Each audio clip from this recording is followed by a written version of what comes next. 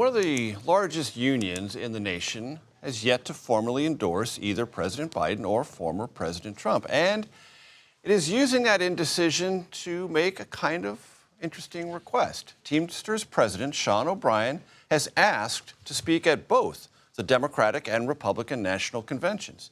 Over the course of the year, the Teamsters have invited Biden, Trump, and independent candidates to speak before their union. Back in 2020, the Teamsters endorsed President Biden. Democratic strategist Ray Zaccaro joins me now. He's formerly served as a spokesperson for the AFL-CIO. I think one of your lanes in Democratic politics is union working class workers in our country. First thing, let's establish the Teamsters endorsed Biden in August of 2020. So it's not that they're late, but they like to be courted. They like to be noticed. To what effect do you think this request to speak at both conventions is a kind of enlargement of that pre-existing strategy? Well, first of all, thanks for having me on, Major. Sure. I will tell you that unions are incredibly large and diverse and complex organizations. And the first thing I'll tell you about labor support for President Biden is unprecedented at this point.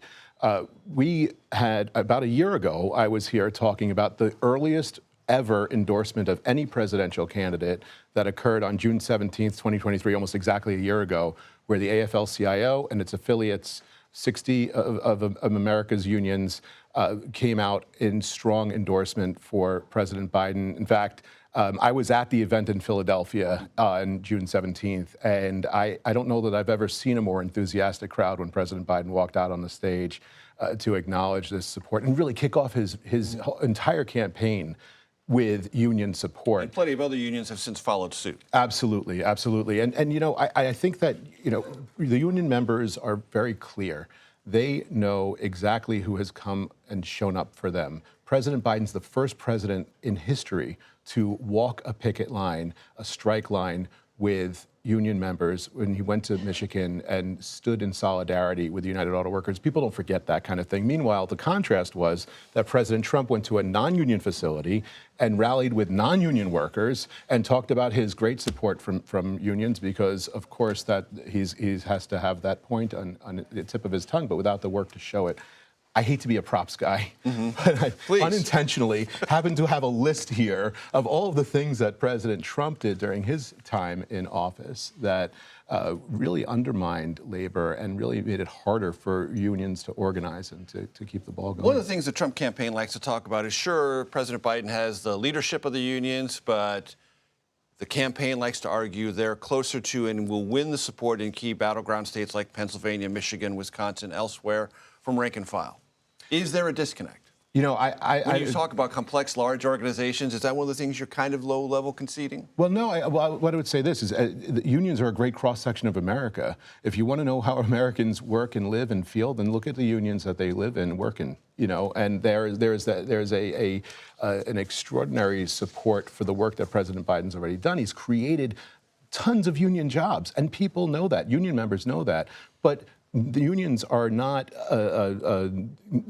monolithic. Yeah, they're not monolithic, thank you. And certainly not immune to the same partisan differences and splits that we see everywhere in our culture, in our society, and at the ballot box. So, yeah, there are plenty of union members that are going to come out for Donald Trump. There are plenty of people that are going to vote for Republican candidates up and down the ballot that are union members. But the fact of the matter is the core support that President Biden has within labor is extraordinary because he's been a really great president for labor. And what does this translate to in terms of operations on the ground? If you have union endorsements, union backing, and you need people to work phone banks, knock on doors, congressional or presidential? Well, I think that this is where you really see a real shift when we get closer to the election. I know that having spent time at the AFL-CIO, I will tell you that labor is ready to embark on its biggest mobilization effort for any candidate at any point in their history. And that is really saying something because we know how strong the impact of unions can be on the electorate.